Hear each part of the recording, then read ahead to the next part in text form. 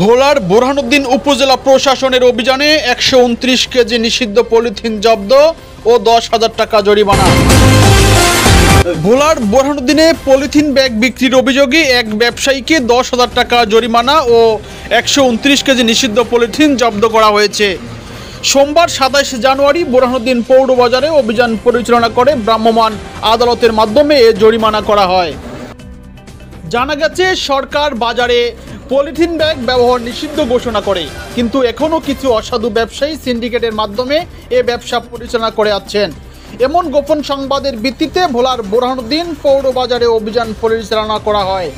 ভ্রাম্যমাণ আদালতের নেতৃত্ব দেন বোরহানুদ্দিন উপজেলা নির্বাহী কর্মকর্তা ও বিজ্ঞ নির্বাহী ম্যাজিস্ট্রেট রায়হানুজ্জামান। নিষিদ্ধ পলিথিন বিক্রয়ের লক্ষ্য সংরক্ষণ করার দায়ে মেসার্স ইমরান স্টোর ও এর মালিককে বাংলাদেশ পরিবেশ সংরক্ষণ আইন অনুযায়ী 10,000 টাকা জরিমানা করা হয়। এ সময় 129 কেজি নিষিদ্ধ পলিথিন জব্দ করে বিধি মোতাবেক ব্যবস্থা গ্রহণের জন্য পরিবেশ অধিদপ্তর ভোলা জেলা কার্যালয়ের সহকারী পরিচালক মোহাম্মদ তোতা মিয়াকে নির্দেশনা প্রদান করা হয়।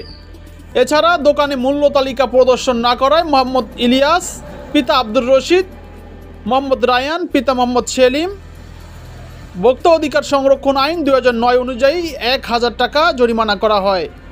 অভিযানে সার্বিক সহযোগিতা করেন বোরহানুদ্দিন থানা পুলিশ। উপস্থিত ছিলেন পরিবেশ অধিদপ্তর ভোলা জেলার কার্যালয়ের সহকারী পরিচালক তোতা মিয়া। বোরহানুদ্দিন উপজেলা নির্বাহী কর্মকর্তা রায়হানুজ্জামান জানান, জনস্বার্থে উপজেলা প্রশাসন কর্তৃক এরূপ অভিযান মোবাইল কোর্ট পরিচালনা অব্যাহত থাকবে।